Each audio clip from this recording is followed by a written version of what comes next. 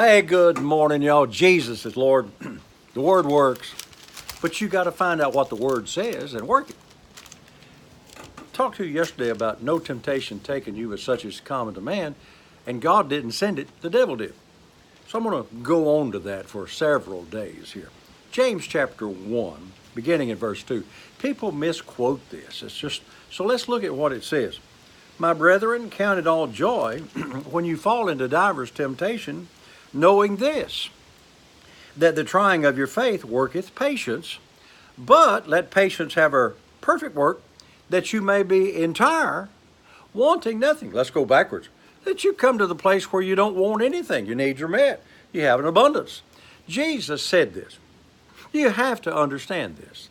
The thief, John 10:10, the thief cometh but for to kill, steal, and destroy. But I am come that you might have life, and that you might have it more abundantly. Now watch this. I want you to get this today. So it doesn't say God sends the temptation. In fact, I'm going to turn a couple of pages here over to James chapter 3. It says, let no man say that when he's tempted, that he's tempted of God. Let no man say that. Now you might say, yeah, but I know this big TV ministry and he's got millions of dollars a year and 500,000 supporters and everybody likes him and loves him. I don't care. Don't let him say that. That's what the Bible says. Let no man say that he's tempted of God. I was in the wrong chapter. I think it's in verse 1. Yeah, verse 13. Chapter 1, verse 13. Let no man say when he's tempted, I'm tempted of God. Now watch. For God cannot be tempted with evil, neither tempteth he any man, I'm going to add, with evil. So then it tells us how the temptation comes. I'll get to that tomorrow. So then why should I count it all joy?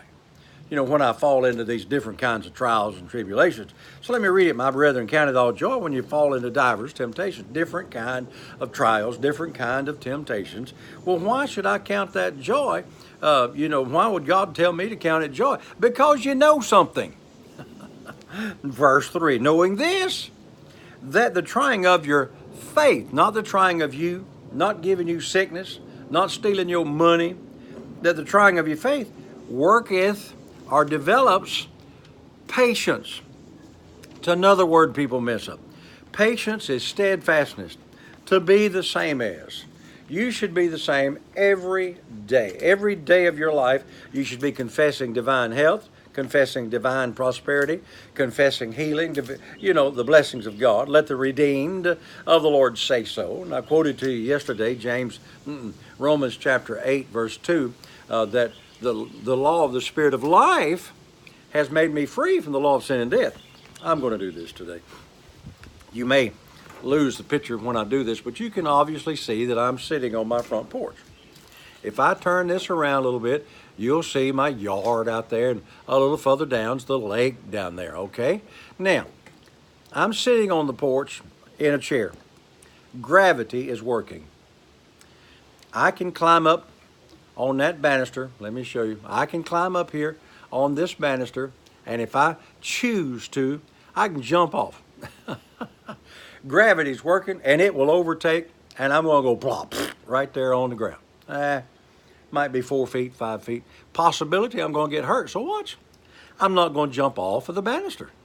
I've got enough sense to know that gravity's working. It's working right here. That's what's keeping me down in this chair. Gravity's pulling on my body down in this chair. But if I crawl up there and jump off of that banister and think it's the water and do a swan dive, I am going to hurt myself probably pretty severely. If I hit on my face, I believe that the Lord will protect me. Now watch, but I'm not going to tempt God by saying, well, I'm not going to pay attention to the law of gravity. No.